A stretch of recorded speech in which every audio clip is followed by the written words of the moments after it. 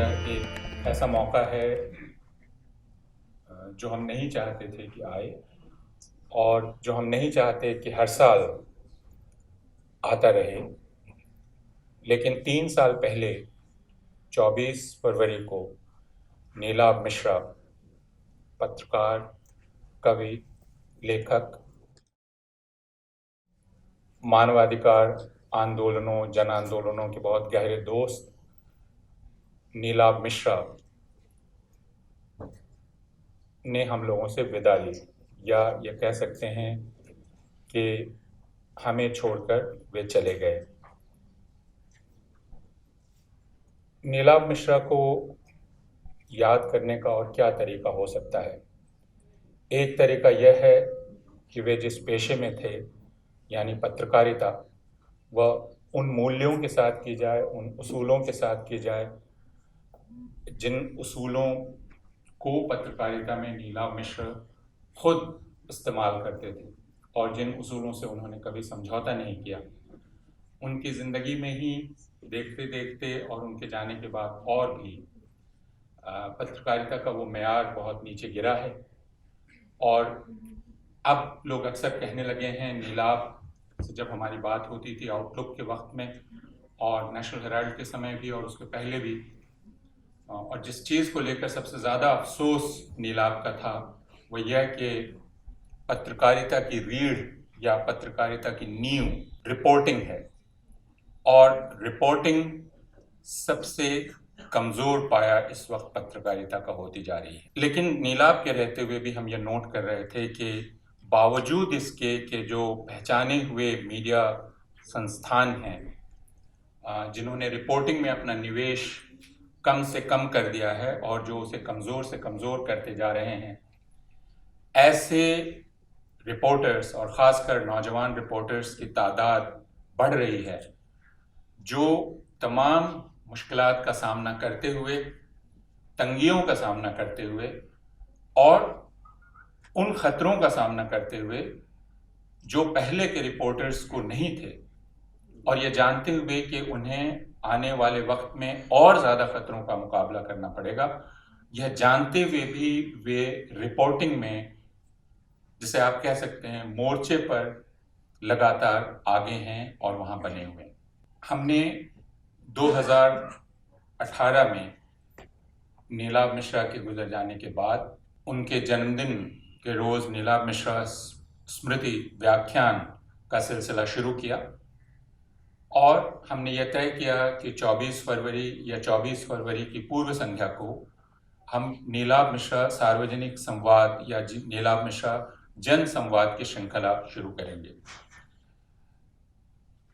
यह 5वां है क्योंकि 2019 को हमने पहला किया 24 फरवरी और उसके बाद दूसरा अमर्त्य सेन के साथ संवाद और उसके बाद फिर हमने प्रताप भानु मेहता के साथ संवाद तीसरा रखा। चौथा इलाहाबाद में पिछले वर्ष प्रोफेसर सतीश देशपांडे के साथ एक संवाद था और 5वां आज हम कर रहे हैं क्योंकि ये पिछला पूरा साल हम कुछ भी नहीं कर पाए। तो यह 5वां नीलाभ मिश्रा जन संवाद है जिसमें आपका स्वागत है। इसका विषय आपको मालूम है, विमेन जर्नलिस्ट रिपोर्टिंग इन डिफ़िकल्ट और रिपोर्टिंग डिफ़िकल्ट टाइम्स। मुश्किल वक्तों का या कड़े वक्त का की रिपोर्टिंग स्त्री पत्रकार कैसे कर रही हैं, उसके बारे में ज़्यादा जब ये पूरा पैनल यहाँ बैठेगा तो वो आपको बतलाएगा। हम बातचीत का सिलसिला शुरू करें उसके पहले मैं ये चाहूँगा कि कुछ संदेश जो हमें प्राप्त हुए हैं नीलाभ मिश्रा के मित्रों के और नीलाभ मिश्रा के शुभचिंतकों के, वे संदेश हम देखें और सुनें और फिर हम बातचीत के सिलसिले में जाएंगे। सबसे पहले मैं अनुरोध करूंगा कि नीलाभ की मित्र अरुणा रॉय का संवाद उन्होंने वीडियो रिकॉर्ड करके भेजा है। A day for remembering Nilab, an important person in the public life of India, but in the personal lives of many of us. He was a remarkable man, he was modest, he was extremely intelligent, he was perceptive, he was an intellectual, he was a kind man, he was a compassionate man, he was a friend of movements, he was a friend of his fellow journalists and his people in the profession. He was a friend of the poor and the needy. He understood so many things at so many levels. He was a remarkable person in who fought for and with us on the right to information, reporting on it, but also coming to all kinds of walks where he walked miles with us to understand the situation and also to learn about the predicament of people. Leela will always be remembered for many things, for his compassion, basically, for his kindness, for his extraordinary intelligence, and for the way in which he took up the cause of people without any apparent agitation. He was a man free from agitation.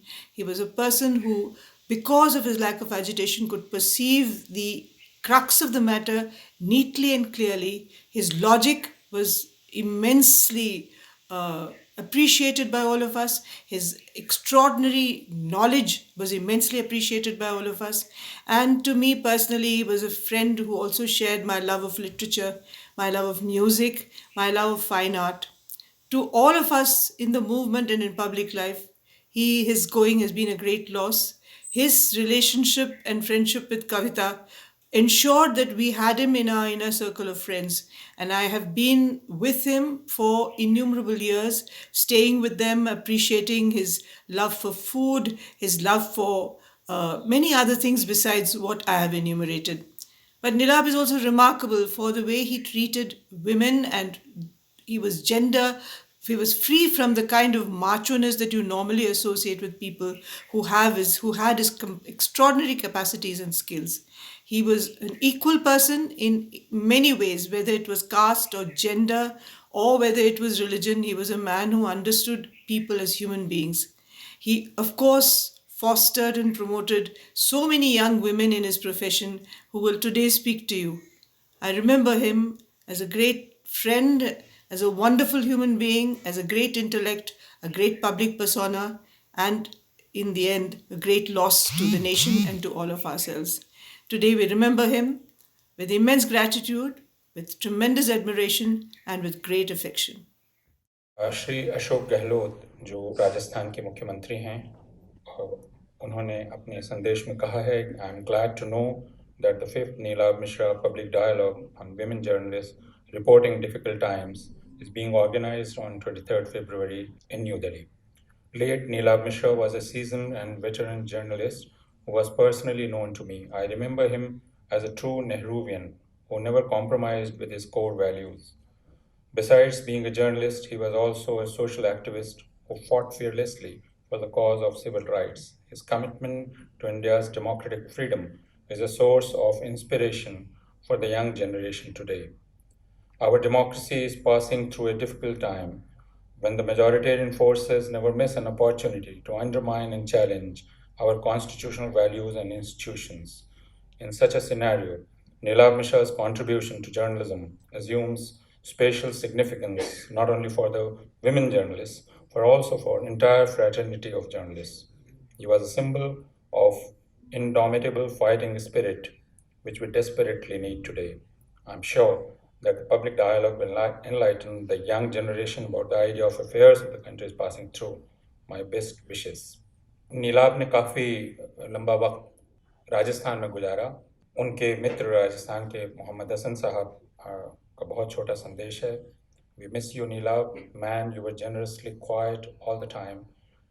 Though you had a volcano boiling inside, seeing injustice around, when you spoke, all came out. You didn't like what makes sufferings cause to humankind. We remember you through throughout the year when we gather, talk issues which count. और पत्रकार और राजस्थान सूचना आयोग के सदस्य या अध्यक्ष नारायण बारेठ। बेरात कोई शमा बुझ जाए तो दुख गहरा हो जाता है। आज ज़माने को बहुत दरकार थी तुम्हारी, पर वो सितारा असमय टूट गया। रहने को सदा दहर में आता नहीं कोई, तुम जैसे गए ऐसे भी जाता नहीं कोई। कुछ दिवंगत होकर भी जिंदा रहते हैं, कुछ जिंदा होकर भी मुर्दा हो जाते हैं। तुम अब भी हम सबके बीच मौजूद हो। जिंदगी में चुनिंदा लम्हे आते हैं जब आंखें सजल हो जाती हैं। नमन। नारायण बारेठ। एक बार फिर आप सबका स्वागत। और इस मुश्किल समय में यह नीलाभ मिश्रा के प्रति आपका स्नेह और इस विषय को लेकर आपकी प्रतिबद्धता का प्रमाण है कि आप यहाँ मौजूद हैं। मैं अनुरोध करता हूँ फराह नकवी, नेहा दीक्षित, नवकिरण और कविता दिलखंडी और इस्मत आरम कि वे कृपया आएं और मंच पर। शुक्रिया दोस्तों, स्वागत हर भाषा में। और ये भी हमारा नीलाभ को सलाम है। नीलाभ ग्रामीण क्षेत्र, अर्बन एरियाज, अंग्रेज़ी, हिंदुस्तानी, इन सब दुनिया में उतनी ही ईज़ में जाते थे, आते थे। और दोनों ही दुनिया में, हर दुनिया में उन्होंने अपनी जगह पत्रकारिता में कायम की।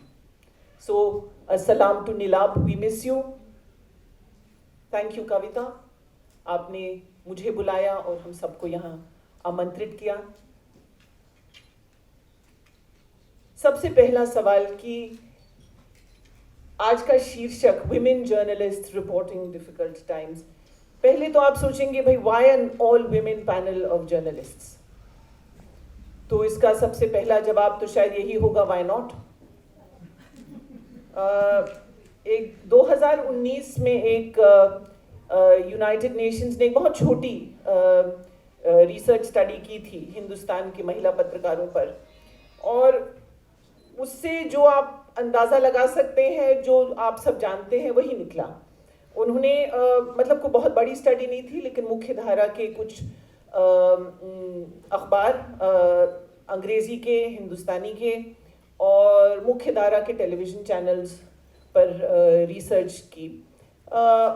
और निकला ये कि भाई कम से कम संपादकीय पद पर या ब्यूरो चीफ के रूप में या सीनियर पोजीशंस में महिलाएं ना के बराबर।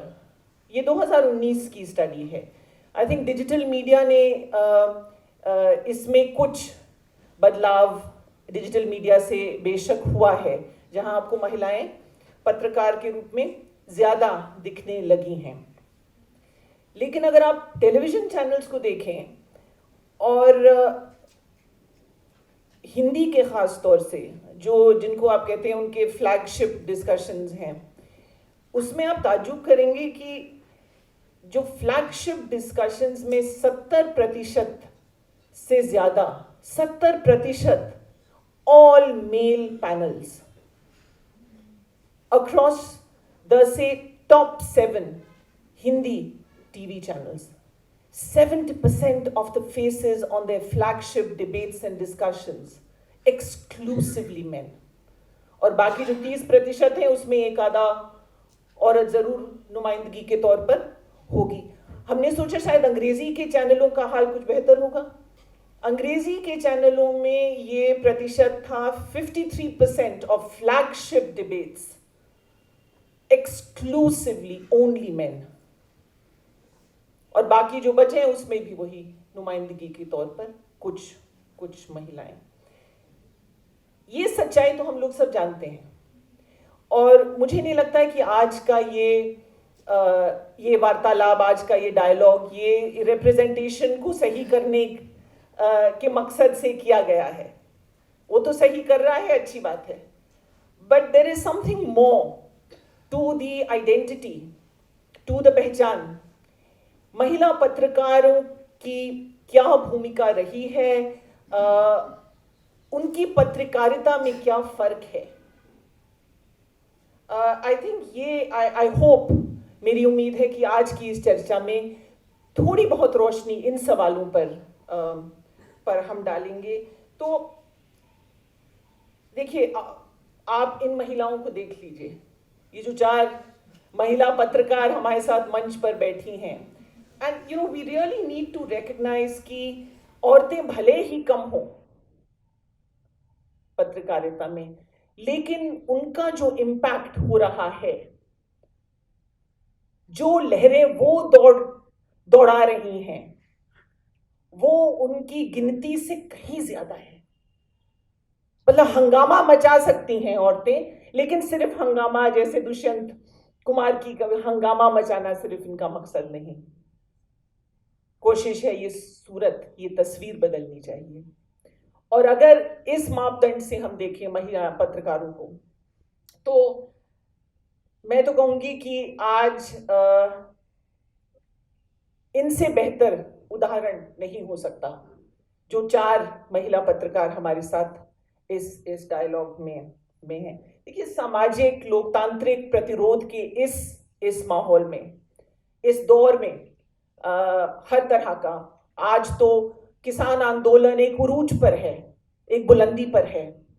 पिछले साल बराबर की नागरिकता, एंटी सीए मूवमेंट पूरे हिंदुस्तान पर छाया हुआ था, और महिला आंदोलन एक तरह से लगातार है। हिंसा की वारदातें होती हैं या कोई महिला इशू पर, तो महिला आंदोलन उठ खड़ा होता है। दलित आंदोलन भी, हिंसाएं की वारदात होती है, दलित आंदोलन, तो एक तरह से ये आंदोलन लगातार ही चल रहे हैं।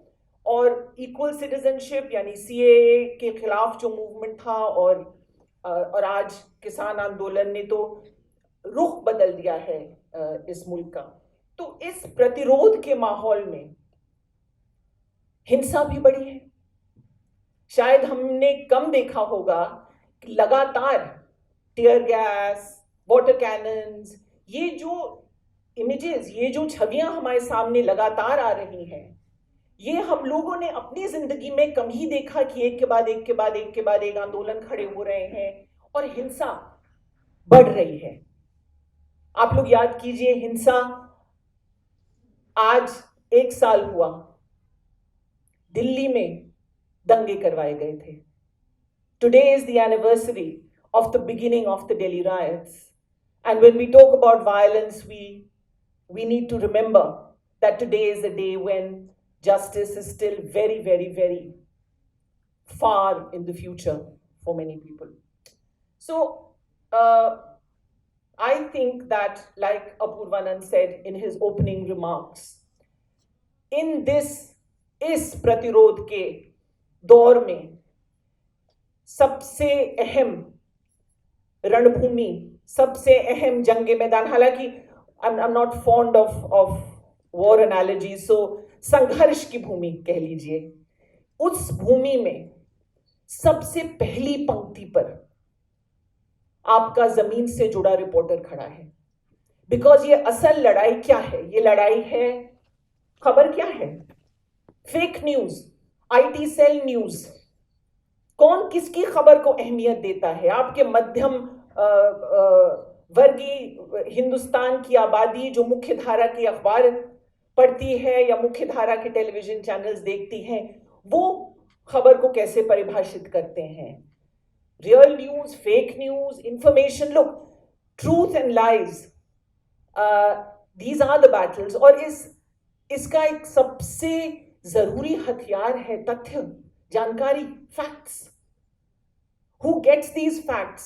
Like Apurvanand said, it is a tragedy of our times that a time when we need authentic information the most, जब हमें परखी हुई, आंखों देखी, कानों से सुनी जानकारी की सबसे ज्यादा जरूरत है, उसी वक्त अक्रॉस द बोर्ड मीडिया के स्पेस में रिपोर्टर्स के लिए बजट की कटौतियां होती चली जा रही हैं। That is also why the 4 women here today are so special and so extraordinary. And I think it will, मतलब मैं बात बढ़ा करके नहीं कह रही, and I don't really think it's an exaggeration. if we acknowledge and we tell these reporters how important, उनकी कितनी अहम भूमिका है आज के इस दौर में। जो ये लोग लिखते हैं, जो ये वीडियोस बनाते हैं, वो कल हमारे सामने खबर की रूप लेकर के पेश आता है। These are the women who write the stories. These are the reporters who write those stories that become news, that become fact and information, on the basis of which we deepen our democracy, our loktantra. So, before beginning, I ask all of us, let's give it up, a big round of applause for the women in the front lines of the information war.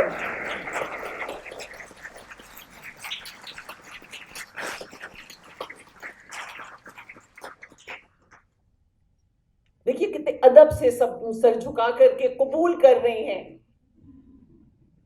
यही जज्बा है। लेकिन I want to just, before we start, say one more thing. मुझे लगता है, and you may disagree with me, मुझे लगता है कि ये कोई संजोग नहीं कि आप रिसर्च और शोध करके देख लीजिए कि भाई औरतें दो क्षेत्रों में, महिला पत्रकार आपको बहुत कम दिखाई पड़ेंगी। एक तो है डिफेंस, रक्षा, और दूसरा है नेशनल सिक्योरिटी। स्पोर्ट्स में भी कम मिलेंगी, बहुत कम, but in the areas of defense and national security, you will find very few women journalists. But ironically,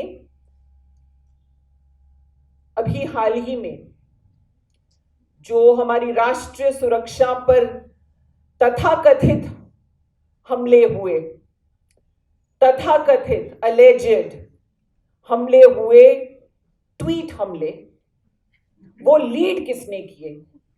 अव्वल रिहाना, महिला, ग्रेटा थुनबर्ग, महिला, मिया खलीफा, महिला, मीना हैरिस, महिला, सूजन सरैंडन, महिला।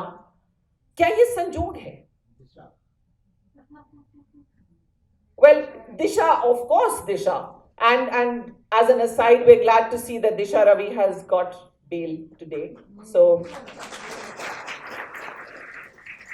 But look at ये जो हमले हुए तथाकथित हम सब पर, हमारी राष्ट्रीय एकता पर, वो सब महिलाओं ने वार किए। ये क्या संजोग है? Because the truth is कि एक आजाद ख्याल की महिला अपनी आवाज बुलंद करती है और वो किसी पार्टी लाइन को नहीं फॉलो करती, वो किसी फ्रेमवर्क में नहीं बोलती, उसको जो सच दिखता है वो दिखता है, और वो कहने की काबिलियत एक लिबरेटेड आजाद ख्याल की महिलाओं में वो व्यक्त करने की ताकत, वो शक्ति, वो हिम्मत है। अभी एक महिला पत्रकार ने एक इतने सत्ताधारी इंसान जिसके पीछे वकीलों की एक फौज खड़ी थी, उसको मात दी सिर्फ एक लौते सच के बूते पर। So yes, let's give it up for Priya Ramani. This is the forum, people. And her lawyer, Rebecca John, again, oh my God, coincidence, woman. आप इन सबको जानते हैं, लेकिन कुछ डिटेल्स और मैं जोड़ना चाहूंगी। मैं शुरुआत करूंगी इस्मत आरा से। इस्मत ने एक आजाद पत्रकार थी जब उन्होंने पिछले साल दिल्ली का दंगा कवर किया। अभी कुछ वक्त से वो वायर के साथ रिपोर्टर हैं और उन्होंने किसान आंदोलन पर रिपोर्टिंग की, और इस रिपोर्टिंग के चलते आप लोगों को याद होगा 26 जनवरी को नवरीत सिंह जी की जब मौत हुई, उस वाकया को लेकर के कि ये मौत ट्रैक्टर के उलटने से हुई या मौत का कारण गोली लगना था, इस मुद्दे को लेकर के इन लोगों ने, वायर ने जो कहानियां लिखी, उसको चलते वायर के संपादक सिद्धार्थ वरदराजन और इस्मत आरा दोनों पर एफआईआर दर्ज की गई है। ये बहुत बड़ी कीमत just for doing your job. This is a huge price that journalists are paying for just trying to do their job. I want to now introduce Navkiran.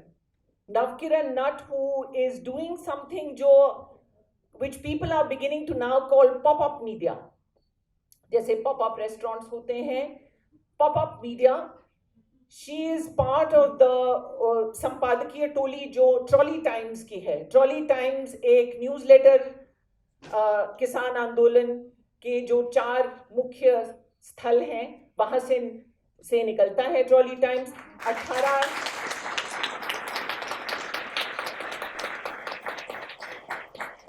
18 दिसंबर को इन्होंने अपना पहला एडिशन निकाला. शुरुआत की 1000 प्रतियों से, फिर बढ़ा 5000 और आज 7000 प्रतियां छपती हैं, बढ़ती हैं. खबरें सिंघू से, गाजीपुर से, शाहजहांपुर से, टिकरी से, चारों स्थलों से खबरें लाते हैं. और ये आज 7000, अब 7000 आप लोगों को लगेगा कि बहुत कम संख्या है, लेकिन ये ओपन पीडीएफ शेयर करते हैं. सोशल मीडिया पर एक युवा टोली है जो उसको डाउनलोड करके, इनको प्रिंट करके निकालती है. So they have a wide reach. And so Navkiran represents that response of a democratic India कि अगर आपको ट्रेडिशनल मीडिया पर से भरोसा हट गया या वो खबरें एक तरह से छापने लगे, तो लोगों में अब भी इतनी हिम्मत है, इतनी जुर्रत है, इतनी अकल है, इतनी ताकत है कि वो अपना मीडिया शुरू करते हैं. बाबा. We'll talk more about Trolley Times and some of the startups that इसके बाद और भी हुए हैं किसान आंदोलन से. कविता बुंदेलखंडी. कविता 20 साल से पत्रकार हैं. मेरी किस्मत कि मैं इनको उन 20 साल से जानती हूँ. आज वो खबर लहरिया की संपादक हैं. एक ज़माने में रिपोर्टर थीं और रिपोर्टिंग शायद अब भी करती हैं. खबर लहरिया आप लोग सब जानते होंगे. It's hyper local, it is rural. 2002 में ये प्रिंट अखबार था और 2015 में उन्होंने निर्णय लिया कि भाई अब डिजिटल हो जाना चाहिए. तो 2015 से डिजिटल हैं. ये न्यूज़ फीड्स देते हैं और ख़ास करके उत्तर प्रदेश, मध्य प्रदेश और बुंदेलखंड, जैसे इनका नाम झलकाता है, बुंदेलखंड के इलाके में इनकी एक्चुअली रिपोर्टर्स और स्ट्रिंगर्स भी हैं. And I think that is ये जो ज़मीन से जुड़ी सच्चाई की बात हम करते हैं, रिपोर्टर्स के अभाव की हम बात करते हैं, खबर लहरिया अपना बहुत कुछ कॉम्प्रोमाइज़ करने पर के बावजूद वो रिपोर्टर्स पर कॉम्प्रोमाइज़ नहीं करती. एंड आई थिंक ये बहुत खासियत है खबर लहरिया की. और मैं ये भी कहना चाहूँगी कि हाल ही में सनडांस फिल्म फेस्टिवल, जो एक अंतर्राष्ट्रीय बहुत जाना माना फिल्म फेस्टिवल है, खबर लहरिया पर एक फिल्म राइटिंग विद फायर बनी और पुरस्कृत भी की गई. आई थिंक दो कैटेगरीज में. सम जर्नलिस्ट, आई थिंक मैंने एक ओम थानवी जी का भी ट्वीट देखा, उन्होंने कहा it is possibly the best journalism film of our times. So I don't know when we will get to see it. कविता हमें बताएंगी कि हम कब ये खबर लहरिया पर बनी बेहतरीन पत्रकारिता पर एक फिल्म देख पाएंगे. आखिरी में नेहा दीक्षित. हम सब नेहा को जानते हैं, नेहा के काम को सराहते हैं, उनकी रिपोर्टिंग से प्रभावित होते हैं. Neha has been an independent journalist, but written for Al Jazeera, Washington Post, Caravan, Wire, और कई जगह. और पुरस्कृत इतनी हुई है. हाँ, जो भी छाप देते.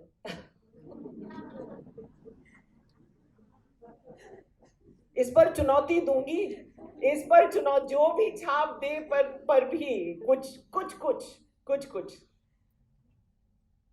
लेकिन Neha has won so many awards, करीब 12 की फेहरिस्त तो मेरे पास है, अंतर्राष्ट्रीय, राष्ट्रीय, लोरेंजो नटाली, चमेली देवी वगैरह वगैरह, और मैं इनकी लिस्ट नहीं पढ़ूंगी, लेकिन पुरस्कृत हैं, इनके काम को पहचाना गया है, और ये हम सब के लिए गर्व की बात है कि एक प्रोग्रेसिव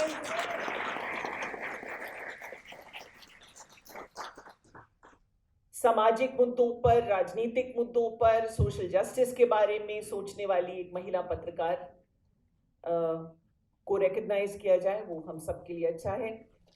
कविता, मैं तुमसे शुरू करूं? ओके, एक्चुअली कविता के लिए नहीं, सबके लिए है। आई थिंक सब जानना चाहेंगे कि आपके लिए सबसे मुश्किल स्टोरी इन्वेस्टिगेट करना, अगर आप उसको थोड़ा डिस्क्राइब, या इसको आप इस सवाल का दूसरा हिस्सा भी हो सकता है, अगर आप मुश्किल कहानी पर नहीं कहना चाहते तो आपको क्या लगता है कि आप की कौन सी ऐसी स्टोरी थी जिससे सबसे ज्यादा प्रभाव किया, इम्पैक्ट किस कहानी का ज्यादा हुआ? तो सबसे पहले मैं नीलाभ जी को नमन करती हूँ, और उसके बाद मैं सब लोगों का स्वागत भी करती हूँ, इतने सारे लोग सुनने के लिए जो आए हैं।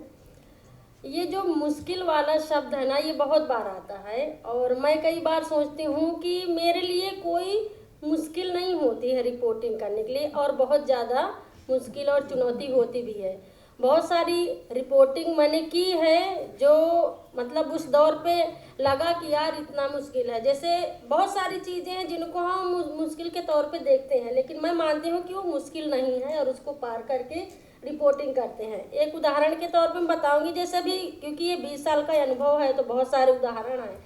अभी हाल ही का उदाहरण अगर मैं लूँ कि जिस समय लॉकडाउन लगा और कोरोना महामारी फैली, और उस टाइम पे था कि बाहर नहीं जाना है, घर के अंदर रहना है, मास्क पहनना है, और ये सारी चीज़ें हो रही थी। सब लोग डर रहे थे, जान का खतरा, खुद के लिए खतरा और दूसरों के लिए जो है तो है। उस टाइम पे जो लोगों के फ़ोन आना शुरू हुए थे मेरे पास में, जो लोग ग्रामीण क्षेत्रों में बंद थे, क्योंकि पुलिस ने उनको बंद कर दिया था, आपको घर के बाहर नहीं जाना है, आपको मार्केट नहीं जाना है, पुलिस पीट रही थी, और लोगों के घर में खाने के लिए नहीं था। तो एक तरह का ये खतरा था कि हमें बाहर नहीं जाना है, पुलिस रोक रही है, कोरोना के खतरे हैं। लेकिन दूसरी तरफ जो गांव वालों के फ़ोन आ रहे थे, एक गांव है महुआ ब्लॉक में पड़ता है, कुछ बधियन का डेरा, वहाँ से फ़ोन आया कि मैडम जी 3 दिन से भूखे पड़ रहे हैं, बच्चे रो रहे हैं, घर में खाने के लिए नहीं है। क्योंकि वो जो लोग थे वो ऐसे लोग थे, घुमक्कड़ टाइप के लोग थे, और जो सिल बट्टे को टाँग करके जो रोज को कमाते थे और उसी से खाना लाते थे, फिर उसी से उनके घर में चूल्हा जलता था, खाते थे। अब हमें लगा कि इस मुश्किल घड़ी में क्या करें। कोई भी रिपोर्टर्स उनकी आवाज़ को सरकार तक नहीं पहुंचा रहे थे, प्रशासन तक नहीं पहुंचा रहे थे। तब हम घर से निकले। हमें लगा कि घर में बैठना हमारे लिए ज़रूरी नहीं है, और हमने जो भी अपना हमारे पास में था कि हम मास्क लें, सैनिटाइजर लें, और हमको पुलिस रोक रही थी कि आपको जाना नहीं है। उस टाइम पे यह था कि जिनके पास बनेंगे वही लोग जा पाएंगे, और पास बनना भी इतना ज़्यादा मुश्किल था, प्रशासन मिल नहीं रहता।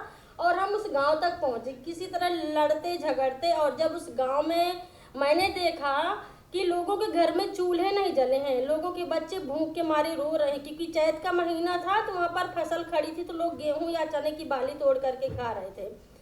वहाँ पर जा कर के हमने रिपोर्टिंग किया, और जब वो रिपोर्टिंग किया वहाँ पर मैंने लाइव किया था, सीधी लाइव में मैंने सरकार को टैग किया, विधायक को, सांसद को, और उनको मैं बार बार उनसे रिक्वेस्ट कर रही थी कि गांव के लोग भूखे हैं, राशन नहीं है, अगर आपने लॉकडाउन लगा दिया तो इनको कम से कम व्यवस्था होनी चाहिए।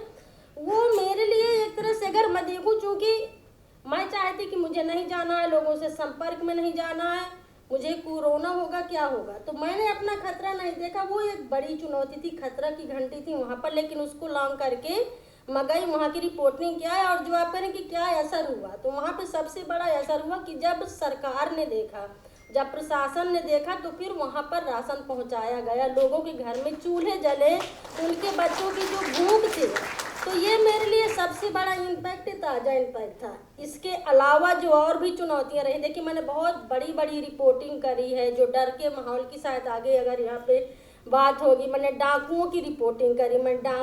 हमारे यहाँ पर एक साधना पटेल डाकू थी और उस वक्त में मतलब बताओ कविता, नहीं रोको मत अपने वहाँ को। की जो मीडिया थी, हमारे यहाँ बुंदेलखंड में एक साधना पटेल का नाम पूरी तरह से पॉपुलर हो रहा था। उसकी एक हीरो की जैसे मतलब जैसे हीरोइन होती है वैसे बाल और ऐसे टी शर्ट पहन करके कि साधना पटेल फला गांव में जा करके 10 लोगों को पीटी, फिर वहाँ पर जा करके लूटा और डकैती डाली, ऐसे ऐसी रिपोर्टिंग आ रही थी। तो शुरू में मेरे को लगा ये डाकुओं की रिपोर्ट तो मतलब अक्सर चलती रहती, क्या इसमें पढ़ना है। लेकिन जब ऐसे खबरें चलने लगी, सेम खबर हर अखबार हर सोशल मीडिया पे आने लगी, तो मुझे लगा एक नारीवादी मीडिया होने के नाते कि अब इसमें मुझे पढ़ना चाहिए।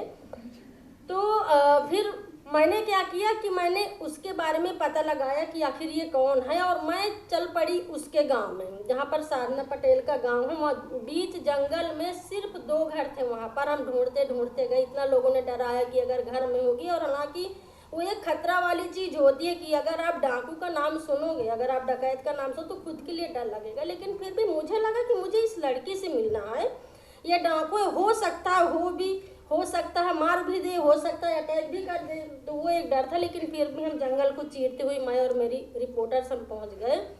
हमने उस घर में जा करके उसकी माँ से मिले, और उसकी माँ हमें देख करके डर गई कि ये लोग कौन आ रहे हैं। तो सबसे बड़ी बात थी कि उसकी माँ नहीं आ रही थी कि पता नहीं कौन आए। फिर हमने उनको बुलाया, हमने उनको विश्वास दिया कि हम पुलिस वाले नहीं हैं, हम पत्रकार हैं, हम खबर लहरिया से। हमने प्यार से उनके साथ में बैठ करके पानी वानी उनको पिलाया।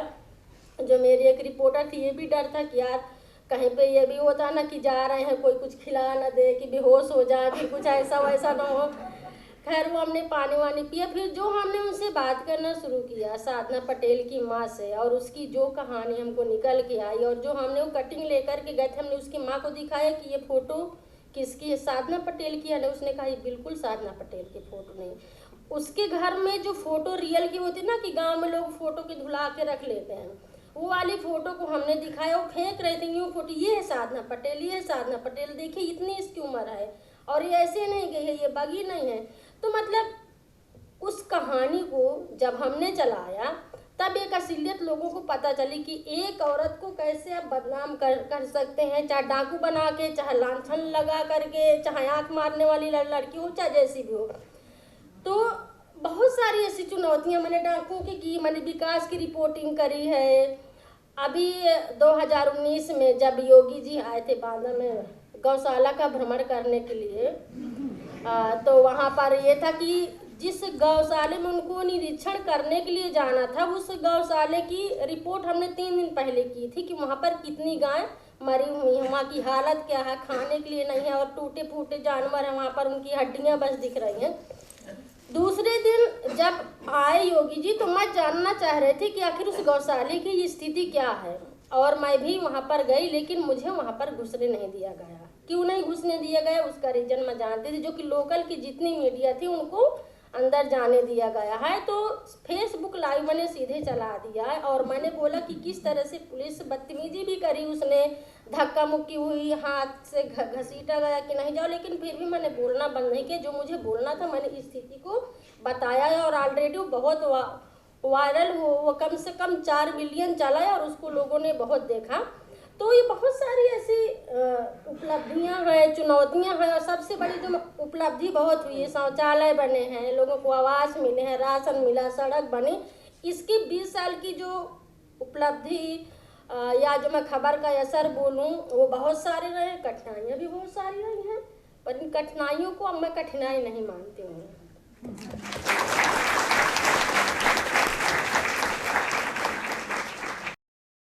थैंक यू फरा, थैंक यू कविता। और ये भी बताना चाहती हूँ कि जब आप बात करी थी फरा, कविता शायद इस देश में बहुत ऐसी कम महिला एडिटर इन चीफ हैं, तो कविता उसमें से एक है, तो ये हमारे लिए बहुत अच्छी बात है। कठिनाई जैसे कि कविता ने कहा, जिस तरीके का इम्पैक्ट इनके काम का है उसको हम सारे लोग काश किसी तरह से हम भी वो काम कर सके कि लोगों को कुछ इमीडिएटली कुछ मिले।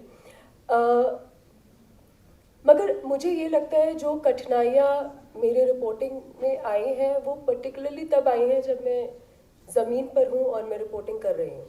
जैसे कि 2016 में मैंने एक इन्वेस्टिगेटिव स्टोरी करी थी आउटलुक पत्रिका के लिए, जिसमें मुझे ये पता चला था कि 31 लड़कियां असम के 5 डिस्ट्रिक्ट से, जो 3 से 11 के उम्र में थी वो लड़कियां, उनको आरएसएस के 3 संगठनों ने मिलके ट्रैफिक किया था। और उनको माँ बाप, क्योंकि इतने ज़्यादा कठिन परिस्थिति में थे कि माँ बाप को बोला गया था कि इनको फ्री में पढ़ाएंगे और आपको कोई खर्चा नहीं होगा, मगर उन लड़कियों को फिर पंजाब और गुजरात भेज दिया गया था। क्योंकि मैंने पहले चाइल्ड ट्रैफिकिंग काफ़ी कवर की हुई थी, तो वहाँ से ये मुझे पता चला था, थोड़ी लीड मिली थी कि ये है। असम में जब पहुँचे, क्योंकि एक इन्वेस्टिगेटिव रिपोर्टिंग का ये हमें हमेशा से, जब से शुरुआत हुई थी, एक घोट के बता दिया गया था कि जब तक 3 अलग अलग सोर्स किसी भी चीज़ को कोरॉबरेट ना करें तब तक आप उसको ना डालें।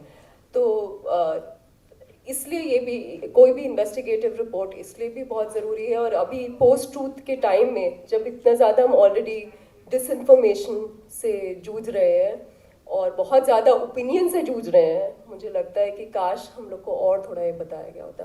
तो वहाँ पे असम में उन बच्चियों को ढूंढते वक्त, उनके घर वालों को ढूंढते वक्त काफ़ी प्रॉब्लम आई थी, क्योंकि मैं एक तो असमीज़ में नहीं बोलती, मैं हिंदी बोल पाती हूँ या अंग्रेज़ी बोल पाती हूँ। तो ये पता चला कि उन लोगों के घर, जिनकी बच्चियाँ गायब थी, जब पहुँचे तो ऐसा था कि आप टैक्सी से जाएं, फिर आप उतर कर 8 किलोमीटर 9 किलोमीटर पहुँचे तो गांव में 3-4 घर हैं, इस तरीके के border area, Bhutan India border और इस तरीके की जगहों पे थे उनके घर। और दूसरा ये भी चीज़ थी, उन्होंने बताया कि जब उनकी बेटियों को 2015 में लेके गए थे, और जब से लेके गए थे तो 1 साल तक उनसे बात भी नहीं कर पाए थे, there was no contact at all. साथ ही साथ उनके सारे दस्तावेज जितने भी थे उन लड़कियों के, वो ले लिए गए थे इन आरएसएस के संगठनों ने, और उनकी फ़ोटो भी ले ली थी। और ये ऐसे एरिया है कि जहाँ आप एक बार इस तरह के कागज़ या फ़ोटो ले लें तो देयर इज़ कोई ऐसी स्कोप नहीं है कि आप दोबारा उसको बनवा पाए। तो इन पेरेंट्स के पास ये भी कोई तरीका नहीं था प्रूव करने का कि इनकी ये बेटियां हैं, तो कंप्लेन जाके किसके पास करें। तो उन लोग को ढूंढने में ये भी, क्योंकि खबर पहुंच चुकी थी आरएसएस के 3 जो संगठन थे, राष्ट्र सेविका समिति, सेवा भारती और विद्या भारती, उन लोगों को खबर पहुंच गई थी कि ये यहाँ पर आ गए हैं। तो वहाँ पहुँचते पहुँचते आपस लोकल जो आरएसएस यूनिट था उनका, वो एक्टिवेट हो गया था और वो पेरेंट्स से नहीं मिलने दे रहे थे। और अक्सर एक्चुअली अब ये भी हो गया है मीडिया में अब कि जैसे ज़्यादातर, जैसे मैं फ्रीलांसर थी तो हमारे साथ कोई टीम नहीं होती, और अगर आप लिखने वाले रिपोर्टर हैं तो आपके पास बिल्कुल भी कोई टीम नहीं है, तो आप अकेले हैं। और साथ में आप टैक्सी में अगर किसी के साथ जा रहे हैं तो जा रहे हैं, अगर आप लोकल ट्रांसपोर्ट यूज़ कर रहे हैं तो आपको कोई पकड़े अगर, तो देयर इज़ नो स्कोप कि आप किसी से बात कर सको। और अगर आप इंडिपेंडेंट रिपोर्टर हैं तो वैसे भी आपके पास ऑर्गेनाइजेशन की कोई बैकिंग नहीं है। तो वहाँ पे कई बार रोका गया, बैठा लिया गया, घरों में जाने नहीं दिया। और मैं यही बात इसलिए बता रही हूँ क्योंकि इसीलिए मेरे ख्याल से अब ग्राउंड रिपोर्टिंग इतनी ज़्यादा कम हो गई है, क्योंकि इंडिपेंडेंट रिपोर्टर्स से ही ज़्यादातर रिपोर्टिंग आ रही है, और उसके जो खामियाजे होते हैं उसके लिए कोई न्यूज़ ऑर्गेनाइजेशन आपको बैकिंग करने के लिए तैयार नहीं। तो वो पेरेंट्स, तो वहाँ पे काफ़ी लोगों ने बिठाया। फिर उसके बाद जब उन लड़कियों को ट्रेस, तो वो सारी बातचीत हुई, माँ बाप ट्रेस हो गए, कोरॉबरेट हो गया कि हाँ लड़कियाँ गायब हुई हैं। फिर कागज़ मिल गए चाइल्ड वेलफेयर कमेटी से कि हाँ झूठे एफिडेविट बना के बच्चियों को लेके जाइए। मगर उसके बाद मेन काम ये था उन बच्चियों को ट्रेस करना गुजरात और पंजाब में। तो ये पता चला 20 लड़कियां सुरेंद्र नगर डिस्ट्रिक्ट में हैं गुजरात में, और 11 पटियाला में हैं। तो सुरेंद्र नगर जब पहुँचे तो वहाँ पे सरस्वती शिशु मंदिर है, वहाँ पर पहुँचने के बाद वैसे ही कोई घुसने नहीं दिया। तो सुबह 6 बजे का टाइम था, फिर मैं अकेली ही थी वहाँ पर, तो मैं घुस गई क्योंकि असेंबली टाइप से हो रही थी वहाँ पर। तो देखने से पता चल गया कि वो बच्चे गुजरात के नहीं हैं, क्लियरली दिख रहा था कि वो नॉर्थ ईस्ट के हैं, छोटे छोटे बच्चे, और वो गायत्री मंत्र और ये सब चीज़ें कर रहे थे। उन्होंने ये भी बताया कि उन्हें अपना लोकल बोडो भाषा या असमीज भाषा बोलना अलाउड नहीं है, वो या तो गुजराती या हिंदी में बात कर सकते हैं। एक 7 साल की लड़का बबीता, उसकी माँ ने वहाँ जब असम में बताया था कि उसको क्रैब करी बहुत पसंद थी। उसने अब बताया कि वो अब सिर्फ वेजिटेरियन खाना खाती है, और उसने ये भी बताया कि उसका एम जिंदगी में ये है छोटा काशी, जो सुरेंद्र नगर का एक और नाम है, तो हमें छोटा काशी की रानी बनना है, क्योंकि छोटा काशी की रानी ने जौहर किया था मुसलमानों से बचने के लिए। तो ये 7 साल की लड़की ने पूरा ये बताया। तो जब ये बता रहे थे और मुझे लग रहा था कि मैं तो बहुत ही स्मार्ट हूँ, मैं तो सब ले रही हूँ, वाह वाह क्या हो गया। फिर वहाँ के ट्रस्टी आए सरस्वती शिशु मंदिर के, उन्होंने ताला लगा दिया। अब प्रॉब्लम ये है कि मेरे पास प्रेस कार्ड नहीं है, क्योंकि मैं लगभग 8.5 साल से इंडिपेंडेंट जर्नलिज्म कर रही हूँ और हमारे को प्रेस कार्ड नहीं मिलता। तो अब मैंने कहना शुरू किया, नहीं मैं तो आरएसएस जो काम करता है उस पर रिपोर्टिंग कर रही हूँ। तो उनका आप क्या प्रूफ है? तो मुझे लगा कि गूगल करके दिखा दूँ, मगर मुझे लगा जो मैंने काम किया है वो गूगल किया तो तब तो बिल्कुल ही नहीं बचने वाले। तो उसके बाद I tried calling the police वाले ने कहा नहीं आप देख लो, क्योंकि बाद में पता चला वो भी उसी शाखा के मेंबर थे। और अंत में उन्होंने 1-1.5 घंटा बातचीत करी और उन्होंने ये कहा जो बहुत इम्पोर्टेंट है इस वक्त ये जानना। उन्होंने कहा आप तो ब्राह्मण महिला हैं तो कुछ गलत तो नहीं करेंगी, आप जाइए। तो इस तरीके से कह के उन्होंने छोड़ा। तो ये अगर मेरी जगह कोई और होता जिसको वो नफरत करते हैं तो मुझे नहीं पता कि इस तरह की रिपोर्टिंग पॉसिबल है कि नहीं। तो ये एक मेजॉरिटेरियन कंट्री में ये हाल अभी हो गया है कि रिपोर्टर्स के रिलीजन और प्रिविलेज को देखकर वो रिपोर्ट कर सकते हैं नहीं। और कठिनाइयाँ ये है कि दूसरा यूपी इनकाउंटर्स में रिपोर्ट करने के दौरान पुलिस वाले आराम से, अब तो बहुत ज़्यादा कॉमन हो गया है सबके लिए, जब इनकाउंटर्स के बाद रिपोर्टिंग करी तो वहाँ के जो इनकाउंटर कॉप जो हीरो है, जिन पर अभी वेब सीरीज़ भी बन गई है और उसमें भी उन्होंने एक रिपोर्टर डाल दिया जिसका नाम नेहा है, जिसकी वो बैंड बजाते रहते हैं। तो उसमें भी उन्होंने कहा कि आप तो यहाँ आते रहते हैं, आपके घर वाले तो आते रहते हैं, तो बता देंगे। फिर नेशनल सिक्योरिटी एक्ट पे रिपोर्टिंग करी थी मैंने कि योगी जी के आने के बाद करीब 150 लोगों पे तब तक 2018 में नेशनल सिक्योरिटी एक्ट लग चुका था। और जो लोग थे वो रिक्शे वाले, कोई वेंडर्स, एक औरत थी जिसके घर गए थे, जो मतलब घर गिर रहा था, हांडी में 5 आलू उबल रहे थे हल्दी नमक के साथ, 6-7 बच्चे थे, वो भी नेशनल सिक्योरिटी एक्ट में बंद था उसका घर वाला। तो इस तरह की रिपोर्टिंग थी। तो वो करने के बाद उन्होंने कह दिया, Neha ji this is the top cop, the PRO of UP police, he said कि नेहा जी कब तक करेंगे, हमें तो पता है आपकी मदर कहाँ रहती है। तो इस तरह की चीज़ें अब बहुत कॉमन हो गई हैं। मुझे कोई मतलब, आई am not saying I am the only one, but it's very common. And which is why the problem is कि आप ग्राउंड रिपोर्टिंग जिस तरह से कविता बता रही थी, जिस तरह से बाकी लोग बताएंगे, कि कर पाना अब बहुत मुश्किल है जब तक एक कोई इंस्टीट्यूशनलाइज्ड तरीका ना हो सपोर्ट प्रोवाइड करने का, कि आप जाएंगे और आप ठीक ठाक लौट कर आ जाएंगे। इतनी आसानी से ये जुमला हमारे मुंह से निकल आता है और वास्तव में आप देखें उस मतलब you need to have wings on your feet and you need to have the restlessness to want to go house to house and walk those 8 kilometers। और आज ये पोस्ट कोविड दुनिया में लोग कितने आदी हो गए हैं कि भाई घर में बैठ करके जो जितनी जानकारी गूगल पर मिले वही जानने लायक है। तो I think that is the other thing, that it is information that all of them bring, जो फिर हम और आप गूगल कर पाते हैं। somebody is doing that hard work for us। अब नवकिरण आपसे,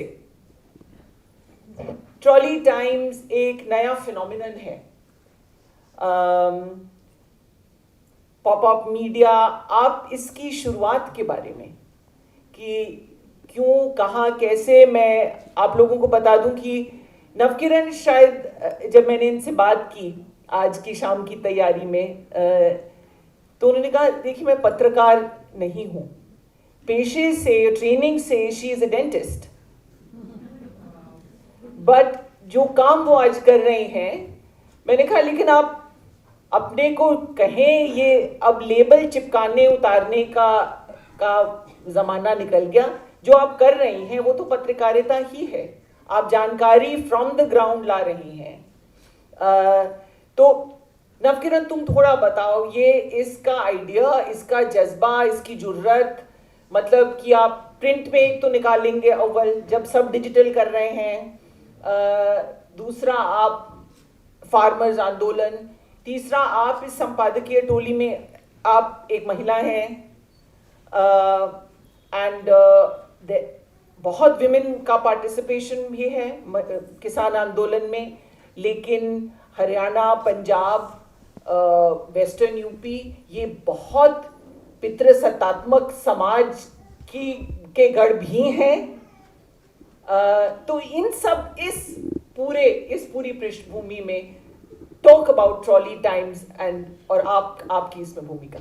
पहली बात तो ये सही है कि अभी भी जर्नलिस्ट हूँ मैं, ये सिंक इन करने में थोड़ा टाइम लग रहा है क्योंकि जैसे फारा ने बताया, professionally I am a dentist, trained as a dentist and I was a practicing dentist, and then I moved to Delhi to do my masters, and I completed my masters in film studies. और ये आंदोलन की then है और कहीं कि मोदी जी की then है कि हमें जर्नलिस्ट बनना पड़ गया। और जब मैंने अपनी माँ को बताया इस कार्यक्रम के बारे में तो she was very happy, because पहले वो चाहती थी मैं डॉक्टर बनूँ, मैं बन गई। उसके बाद मैंने डॉक्टरी छोड़ दी। जब मैंने बोला कि मुझे सोशल साइंसेस पढ़ना है तो शी वॉज़ वेरी एडमेंट कि तुम जर्नलिज्म कर लो, क्योंकि जर्नलिस्ट लड़कियां बहुत बोल्ड होती हैं। लाइक नहीं मम्मी, मुझे फिल्म स्टडीज़ पढ़ना है। तो जब मैंने बोला, मैंने कहा मम्मी मैं जर्नलिस्ट बन गई, तो शी वॉज़ वेरी हैप्पी कि मेरी बेटी ने मेरे दोनों सपने पूरे कर दिए।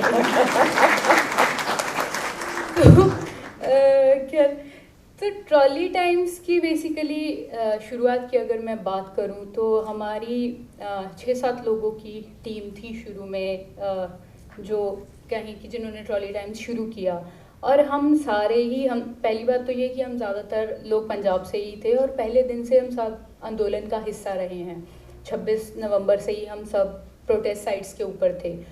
और एक चीज़ जो हम वहाँ पे महसूस कर रहे थे वो ये था कि वहाँ पे एक लैक ऑफ कनेक्टिविटी था। आंदोलन इतना बड़ा था, कई किलोमीटर में फैला हुआ था। शुरू में इंटरनेट की बहुत सारी दिक्कतें थी जो बाद में फिर भी आई, अभी भी चल रही हैं। तो उसके चलते मतलब वहाँ पे, और मोर ओवर इस मूवमेंट की जो इंटरेस्टिंग चीज़ है वो ये है कि ये बहुत ऑर्गेनाइज्ड मूवमेंट नहीं है कि किसी एक संगठन की है।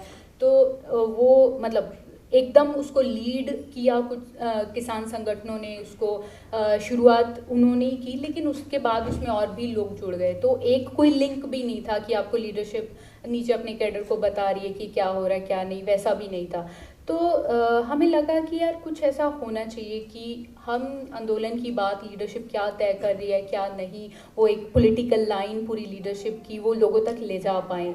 और उसी दौरान हमने ये भी फील किया, क्योंकि जब आंदोलन दिल्ली की सरहदों पे पहुंचा तो जिस तरीके का नैरेटिव पूरे नेशनल मीडिया में, मतलब प्रो स्टेट मीडिया में जिस तरीके से उसको पोर्ट्रे किया जा रहा था, क्योंकि पंजाब ने उसको लीड किया तो वो पूरा खालिस्तानी बन गया, लाल झंडे दिख रहे हैं तो वो माओवादी बन गए, तो वो पूरा जो नैरेटिव था उसमें एक हद तक लोगों को मतलब डिमोरलाइज शायद उस सेंस में नहीं, लेकिन उनको आहत ज़रूर कर रहा था वो सब नैरेटिव। तो हमें लगा कि यार इसको भी काउंटर करना चाहिए। और उसी की कॉन्टीन्यूटी में एक जो आया कि I still remember Deep Sidhu का एक वीडियो बहुत वायरल हुआ था, where he was speaking English and godi media was saying ये कौन से किसान हैं जो अंग्रेज़ी बोलते हैं। तो वो भी हमारे दिल पे लग गई। तो हमें लगा यार किसान तो हम भी किसानी परिवारों से, हम तो अंग्रेज़ी ठीक ठाक बोल ही लेते हैं, पढ़ाई लिखाई का काम भी कर लेते हैं, तो ये भी कर ही लेते हैं। तो बेसिकली यही सारी चीज़ों के बीच में से निकलते हुए, और हमें ये भी लग रहा था कि ये ऐसा एक मूवमेंट है जिसको एक कहें कि एल्डरली लीडरशिप लीड कर रही है, जिनका कई डिकेड्स का एक्सपीरियंस है किसानी आंदोलन का।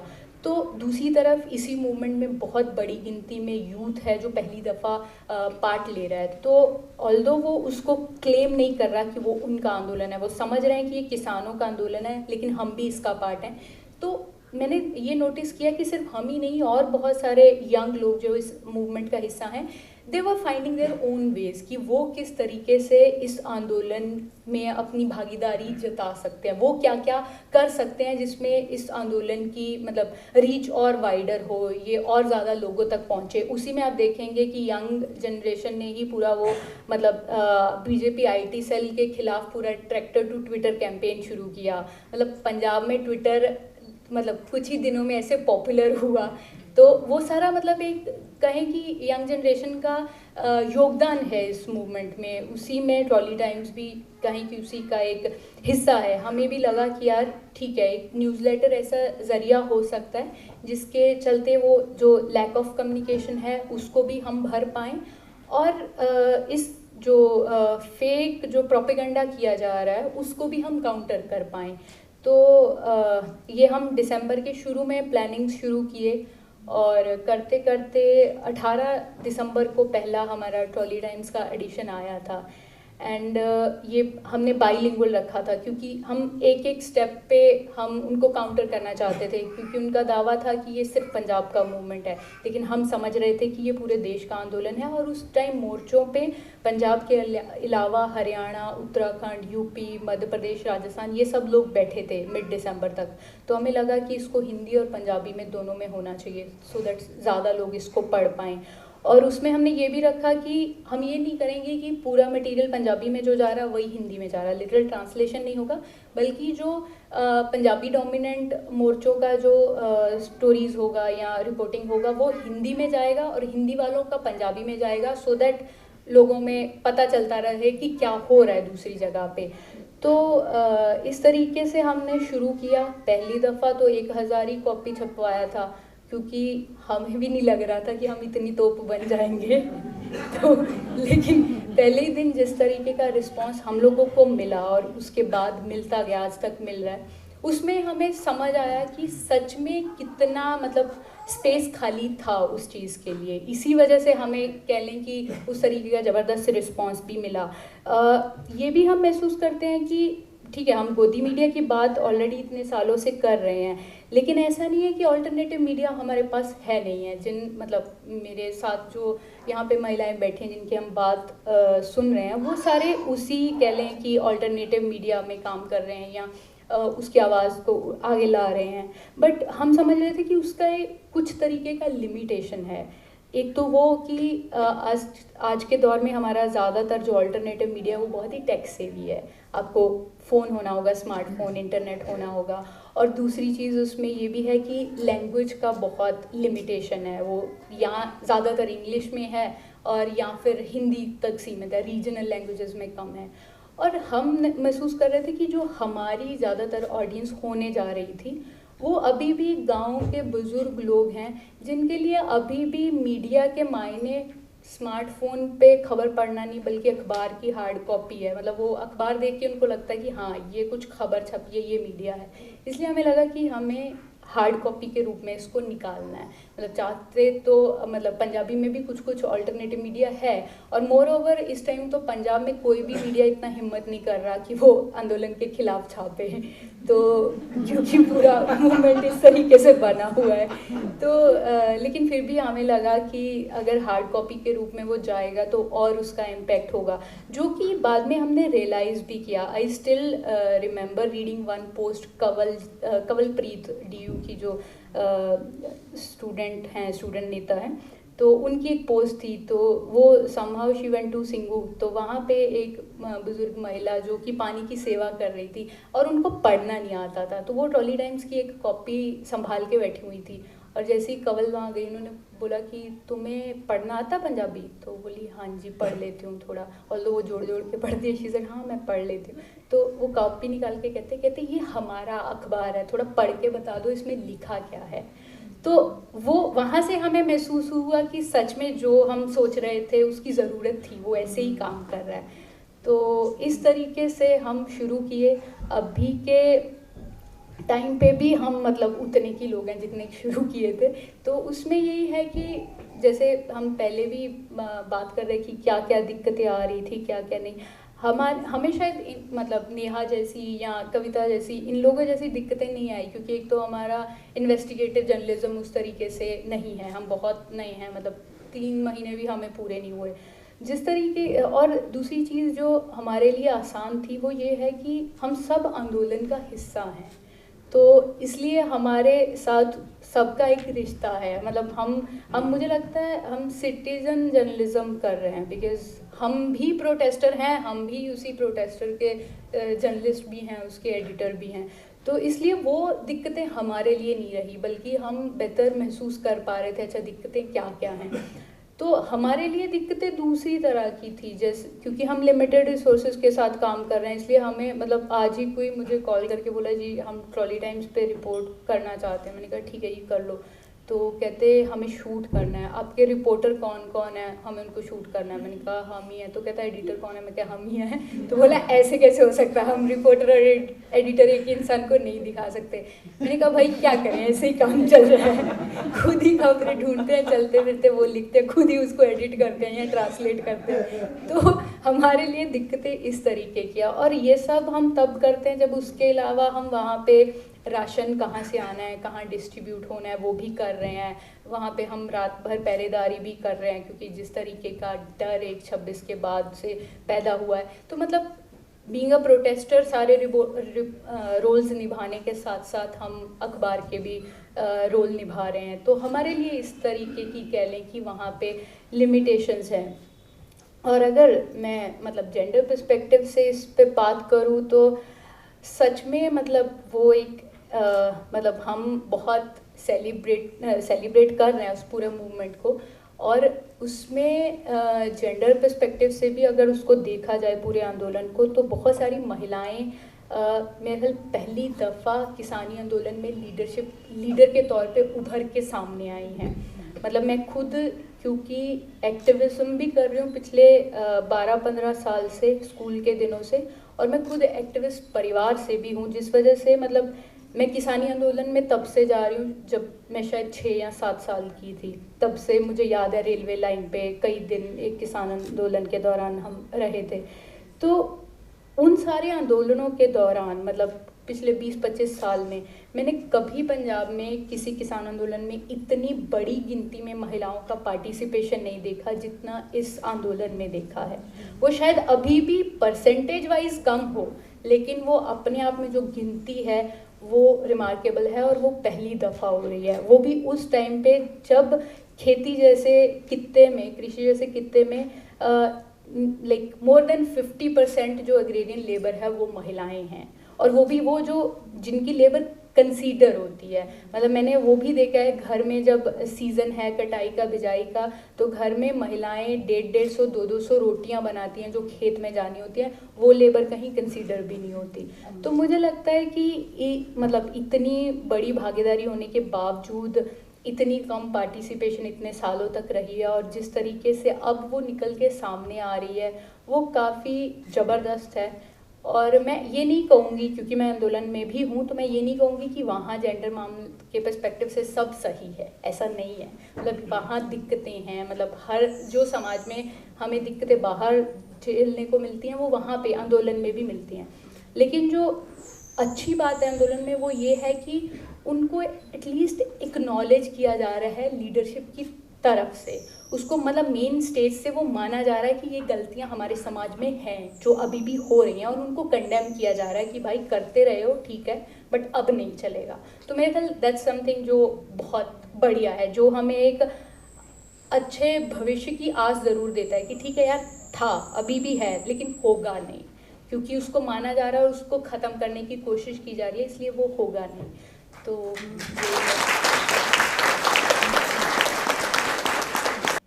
आई थिंक ये आंदोलनों में जेंडर पर्सपेक्टिव जिसे आप कहते हैं, या ये जो इतने व्यापक आंदोलन हैं उनमें जेंडर रिलेशनशिप्स कैसे प्रभावित हो रहे हैं, उथल पुथल हो रहा है, सब कुछ परफेक्ट नहीं है, ये फेमिनिस्ट नहीं है, लेकिन कुछ बदल रहा है। जैसे आपने एक और वक्तव्य में एक बार कहा था कि रोटियां औरतें बना रही हैं लेकिन दाल सब्जी मर्द बना रहे हैं, इतना तो फर्क नहीं या उल्टा? वो तो बहुत इंटरेस्टिंग स्टोरी है। सब मर्द कर रहे हैं, रोटियां भी वो वेरी बना गुड, रहे हैं, वेरी गुड, सब्जी भी वेरी वो गुड, बना रहे हैं। माशाल्लाह, बहुत अच्छी बात है कि सब मर्द कर रहे हैं। इस पर हम और, लेकिन मुझे याद है इससे जो सीए मूवमेंट था, एंटी सिटीजनशिप अमेंडमेंट एक्ट का मूवमेंट, मुझे याद है हमारे साथी जो बहुत अनजस्टली आज जेल की सलाखों के पीछे हैं, उमर खालिद, मैं उमर से बात कर रही थी शाहीन बाग के बारे में, और उन्होंने कहा देखिए कुछ तो बदलेगा, कुछ तो बदला है। अगर इतनी तादाद में औरतें दिन ब दिन रात दर रात अगर मोर्चे पर धरने पर बैठेंगी, घर में कुछ तो बदल रहा है। और इनका वापस जाना, और मुझे शायद उसकी उम्र के शब्द नहीं याद आ रहे, लेकिन उसने कुछ ऐसा बहुत कि एक बार ये कीड़ा लग जाता है ना आज़ादी का, तो बड़ा मुश्किल होता है। तो इन औरतों में जो कीड़ा, वो शाहीन बाग का जिक्र कर रहा था, तो मुझे लग रहा है कि किसान आंदोलन में भी ये जो आज़ादी का एक कीड़ा हम सब में है, वो उसको दबाना जरा मुश्किल। But I just want to you know, among the things that Navkiran has said, many exciting thoughts. एक तो परिभाषित करना कि पत्रकार कौन है और ये पत्रकारिता कर रही है या उसको किस तरह से हम।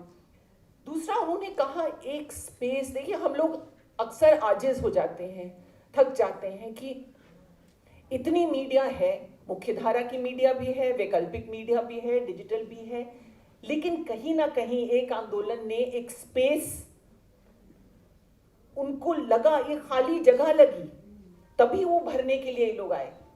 So that there are still spaces that need to be filled in the field of whatever kind of journalism. The other is so counterintuitive what she is saying. और मुझे खबर लहरिया की शुरुआत के दिन याद आ रहे हैं, जो ये कह रही हैं कि अभी भी पंजाब के देहात में स्मार्टफोन से मामला नहीं फिट होता है, हाथ में कागज हो तब वो खबर होती है, वरना ये डिजिटल, अब ये उड़ती फिरती चिड़िया है, इसका क्या भरोसा, ये तो ठोस है, छप के आया है। तो ये वाली जो एक counter intuitive, you know, it shifts our understanding, क्योंकि हम लोग सब, भीड़ चाल तो हमारी भी है, हम लोग सब डिजिटल की ओर भाग रहे हैं, और ये बता रहे हैं कि पंजाब का वो बुजुर्ग अभी भी ट्रॉली टाइम्स को ज्यादा ट्रस्ट करेगा बनिस्बत की कोई डिजिटल पर आई। So these are very interesting and new thoughts for all of us. Ismat, I want to turn to you. You know, हमने आपके परिचय में ही ये कहा कि एक एफआईआर का सामना भी, जबकि आप काफ़ी नई रिपोर्टर हैं इस पेशे में। महिला रिपोर्टर जब कोई भी स्टोरी प्लान करती हैं, बल्कि कोई भी रिपोर्टर, तो कहीं ना कहीं जाने अनजाने एक सबलिमिनल लेवल पर हम एक रिस्क असेसमेंट ज़रूर कर लेते हैं कि इसको करने में क्या हो सकता है। इंस्टिंक्टिव होता है ये, कैसे करते हैं हम, इसमें हम सपोर्ट कहाँ से ले सकते हैं, रिस्क क्या हो सकता है, क्या तैयारी करके जानी चाहिए।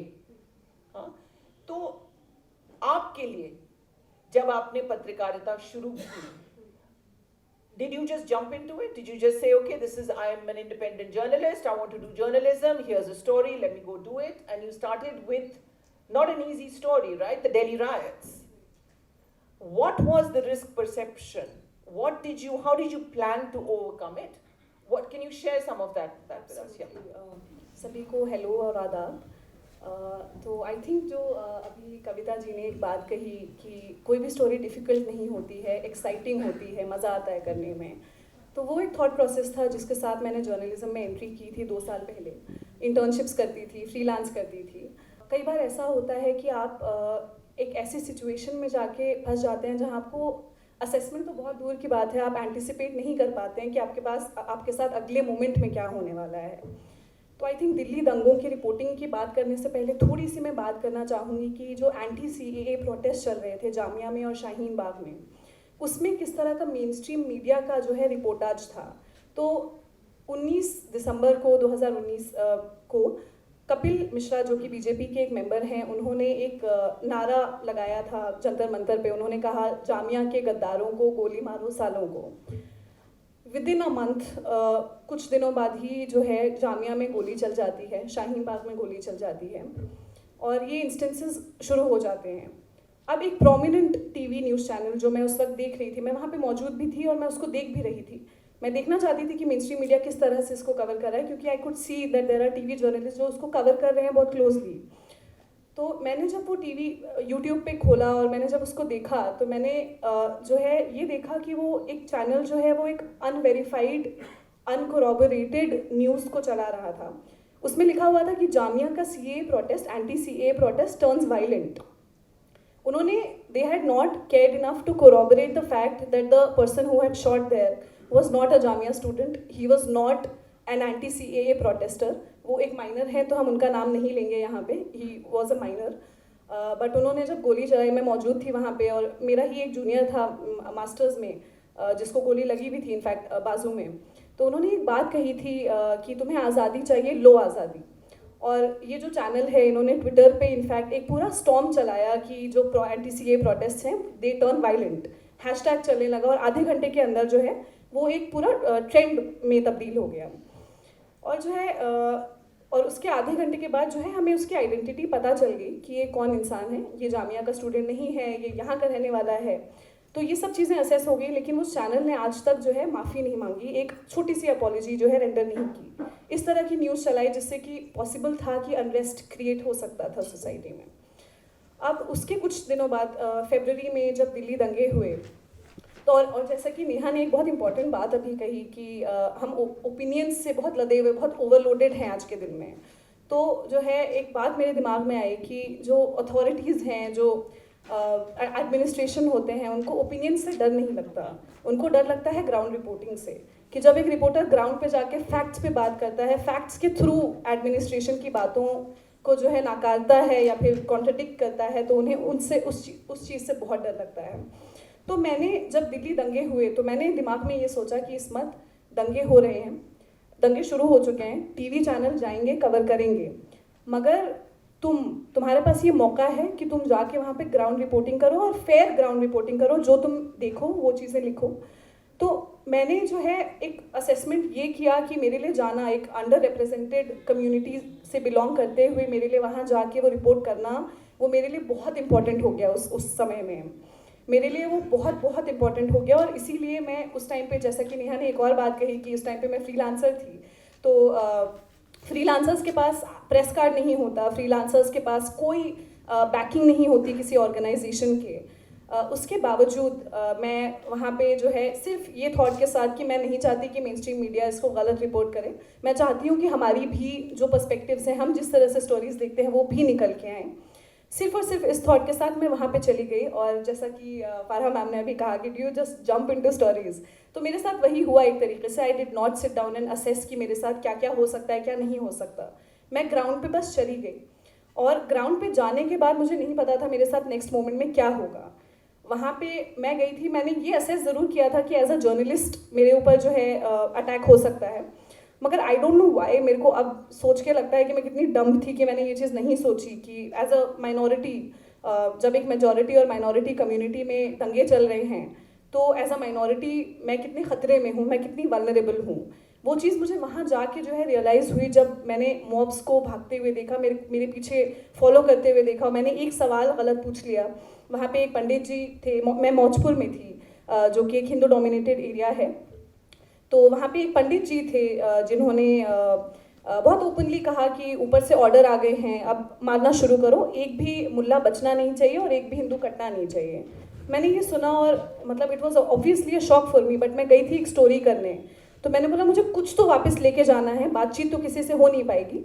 मैंने उसी ग्रुप में से एक मेंबर से ये बात पूछी कि सर ये कौन से मंदिर के महंत हैं या किस मंदिर में रहते हैं, just so I could get something for my story. अब उनको मुझ पर शक हो गया उस मोमेंट से, और मैं जो है उसी मोमेंट में आई वेंट। मैंने वहाँ पे क्या किया, उनको बोला कि मैं यहीं पे आसपास में रहती हूँ। उन्होंने मेरा नाम पूछा, क्या नाम है तुम्हारा? मैंने अपना नाम इस्मत नहीं बताया, मैंने अपना नाम ईशा बताया। मैं उस गली में घुस गई और मैं चलने लगी। उसके बाद जो है मैंने पीछे मुड़ के जब देखा तो आई रियलाइज कि मेरे पीछे एक मॉब जो है चल रहा है, 4 से 5 मर्दों का एक मॉब चल रहा है।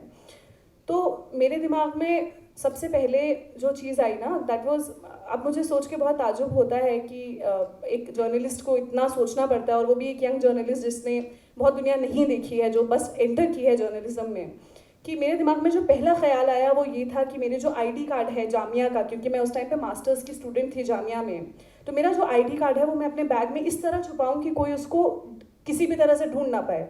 मेरा मतलब उस मोमेंट में मेरा प्रायोरिटी हो गया कि मैं इस आईडी कार्ड को कहाँ छुपाऊं, और मैं चलते चलते, पीपल आर फॉलोइंग मी, और मैंने उस आईडी कार्ड को जो है बहुत डीप अपने बैग में छुपाया। और जो है ये एक थॉट के साथ मैं गई थी, और फिर मैं वापस आके मैंने लिखा भी, जो एक्चुअली शायद मैंने आपको भेजा भी था वो, तो उसमें मैंने काफ़ी डिटेल में जो जो चीज़ें मैंने देखी वहाँ पे, ये बाबा वाला जो इंसिडेंट मैंने आपको बताया, उसके अलावा जो वहाँ पे मैंने देखा जो मॉब्स ईंटें ले लेके बड़े बड़े, जो और नॉर्मल ईंटें नहीं थे वो जो सड़कों के बगल में जो ऐसी वाली ईंटें होती हैं, चौड़ी, the shape, this kind of shape, ये वाली ईंटें लेके औरतें, झुंड में औरतें लेके, लाठियाँ लेके जो है लोग चल रहे थे।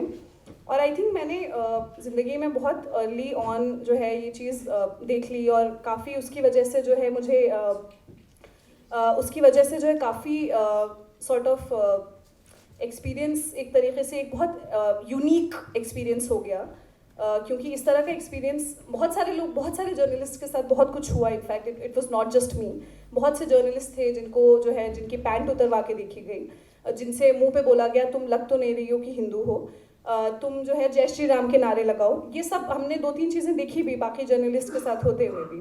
तो ये सब चीज़ें देखना, और ये सब चीज़ें इतनी क्लोजली देखना, और एक ऐसे शहर में जहाँ आपने अपना बचपन गुजारा हो, जहाँ आपने कभी सोचा ना हो कि इस तरह का कुछ हो सकता है, मेरे लिए बहुत ही डिफ़िकल्ट था।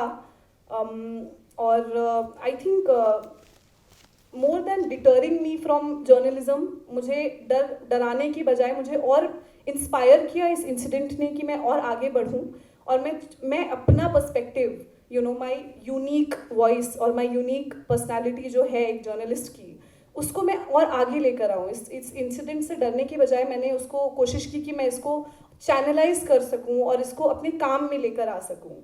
और लगातार उसके बाद जितना भी कुछ पिछले साल में हुआ, I have been consistently reporting उसके बारे में। और रिस्क असेसमेंट जो है उसके बाद से फिर मैंने शुरू भी किया। उस टाइम पे तो नहीं किया था, आई वॉज वेरी यंग, तो but I mean young into the profession. और उसके बाद से जैसे फॉर एग्जांपल हाथरस का जब मामला हुआ था, हाथरस गैंग रेप और मर्डर का जब मामला हुआ था, तो दिन में, सुबह में जो है विक्टिम है उनकी डेथ हुई थी, और शाम होते होते जो है विक्टिम की बॉडी वापस लेके जाई जा रही थी। और उस टाइम पे जो है मुझे और कुछ और जर्नलिस्ट जो थे वो लोग आपस में बात कर रहे थे, और ये हमको पता लग रहा था कि ये मामला जो है ये बड़ा होने वाला है। So you know it's important कि हम वहाँ जाएं और ग्राउंड पे से रिपोर्ट करें इसको। तो उस टाइम पे 12 बज चुके थे और हमें खबर आई थी कि कुछ होने वाला है। हमें नहीं पता था क्या होने वाला है, हमें नहीं पता था कि क्रेमेट होने वाली है बॉडी, वो भी ज़बरदस्ती बिना फैमिली की इजाज़त के। हमें पता चला कुछ होने वाला है तो वी शुड रीच देयर। 12 बजे मेरे मम्मी पापा सो गए थे, मैं गई 12 बजे अपने मम्मी पापा के साथ। मेरे लिए बहुत बड़ा चैलेंज था अपनी मम्मी पापा को मनाना कि मम्मा पापा मुझे जाने दीजिए। बहुत मेरे लिए इंपॉर्टेंट स्टोरी है, जेंडर स्टोरीज मेरे लिए बहुत मेरे दिल के करीब हैं। तो मैं मम्मा पापा को मनाना, फिर अपने एडिटर को मनाना, और जो इसमें सबसे इम्पॉर्टेंट चीज़ थी कि ये थी कि उन्होंने सजेस्ट किया आप किसी को लेके जाइए अपने साथ, अकेले मत जाइए। तो I had to request people कि आप मेरे साथ चलो प्लीज़, मैं अकेले नहीं जा सकती हूँ, you know, because it was so let. और हाथरस की मैंने बात की तो वहाँ पे जैसे कि नेहा ने एक बात बताई कि वो ब्राह्मण हैं तो जो है वो कुछ गलत नहीं कर सकती। इसी तरह हाथरस में फिर अगले पूरी रात रिपोर्टिंग की, अगले दिन रिपोर्टिंग की। उसके बाद जो है जो विक्टिम का घर है उसके बहुत करीब एक ब्राह्मण का घर है, बहुत छोटी छोटी डिस्टेंस पे जो है अलग अलग कम्युनिटीज़, ठाकुरों का घर है, ब्राह्मण का घर और दलितों का घर एक साथ है। तो हम जो है उस घर से निकले ही थे कि यहाँ पे आगे एक आंटी बैठी हुई थी, तो उन्होंने जो है मुझे पानी ऑफ़र किया और उन्होंने मुझे शीशे के ग्लास में पानी दिया और पानी मैंने पी लिया क्योंकि मैं बहुत थकी हुई थी। मैंने पानी पिया, मैंने उनको थैंक यू बोला और फिर आंटी ने मुझसे एक बात कही कि बेटा आप ब्राह्मण ही हो ना। और मतलब उस टाइम पे मुझे समझ नहीं आया कि मैं क्या कहूँ, अब तो मैं पानी पी चुकी हूँ अब तो मैं पानी पी चुकी हूँ, अब मैं क्या कहूँ, क्या बताऊँ इनको कि ब्राह्मण तो बहुत दूर की बात, मैं तो हिंदू भी नहीं हूँ तो दैट और इसी तरह एक और छोटा सा इंस्टेंस है जो जी, तो जैसे कि लव जिहाद पे भी मैं काफ़ी कंसिस्टेंटली रिपोर्टिंग कर रही थी, सीरीज कर रही थी। तो उसमें एक बड़े इंटरेस्टिंग कैरेक्टर से मेरी बात हुई, फ़ोन पर ही बात हुई, जो कि अपने आप को वन मैन हिंदुत्वा आर्मी बताते हैं लव जिहाद के ख़िलाफ़। और जब वो मुसलमानों की बात करते हैं तो वो मुसलमान नहीं शब्द इस्तेमाल नहीं करते, वो जिहादी वर्ड इस्तेमाल करते हैं। तो वो जिहादी कह के बुलाते हैं। स्टोरी के लिए मुझे काफ़ी मटेरियल मिल गया। मुझे काफ़ी कुछ उन्होंने ऐसी बातें बोली जो कि मेरी स्टोरी के लिए बहुत इम्पॉर्टेंट थी। उन्होंने ये तक बोला कि जो है मुसलमान जो हैं वो जिहादी लोग जो हैं वो रैकेट चला रहे हैं पूरे देश भर में, और ये जो लव जिहाद है वो इंडियन कॉन्स्पिरेसी नहीं है, इंटरनेशनल कॉन्स्पिरेसी है, इंडिया में नहीं हो रही है सिर्फ, एंड थिंग्स लाइक दैट। उसके बाद लंबी चौड़ी बात हो गई। उसके बाद मुझसे पूछते हैं, पूरी अच्छे से उन्होंने अपना मतलब मुसलमानों के बारे में he said everything that he wanted to, and then मुझसे आखिर में पूछते हैं, मैडम आपका नाम क्या है? तो अब फिर हम असमंजस में कि क्या बोलें। अब ये भी बात है कि एक्सेस की बात है, क्योंकि वो स्टोरी, वो आदमी जो है वो इम्पॉर्टेंट कैरेक्टर है मेरी स्टोरीज़ के लिए, मुझे उससे कंसिस्टेंटली बात करते रहना है। ऐसा नहीं कि एक ही स्टोरी करके मेरी वो उस आदमी से बात ख़त्म हो जाएगी। अब मुझे उस टाइम पे सोचना था कि अब मैं इसको क्या बताऊं, मैं इसको बोलूं कि मेरा नाम इस्मत है, या मैं इसको क्या बोलूं कि इंसान मुझसे कांटेक्ट कट ना करे और मुझे ओपनली इन्फॉर्मेशन दे। अगर उसको पता चल जाएगा कि मैं मुस्लिम हूँ या उसको डाउट होने लगेगा तो फिर हो सकता है कि वो मुझे इतना ओपनली, इट्स क्वाइट पॉसिबल कि ओपनली दे भी because of the environment currently, but हो सकता है इतना ओपनली मुझसे ना बात करें। तो मैंने उसको बताया इस्मत, मैंने बोला तो बोलता अच्छा इश्मीत जी, तो मैंने बोला जी जी जी करेक्ट, एकदम सही। उस टाइम पे मैंने बोला एकदम सही सर, एकदम सही पकड़ा आपने। तो यही कुछ एक्सपीरियंसेस हैं जो अब रिस्क असेसमेंट हमने शुरू किया है आफ्टर दिल्ली रायट्स, बट उस टाइम पे नहीं था, तो अब थोड़ा बहुत सोचना शुरू किया है, एंड होपफुली आगे चल के भी और असेसमेंट करते रहेंगे।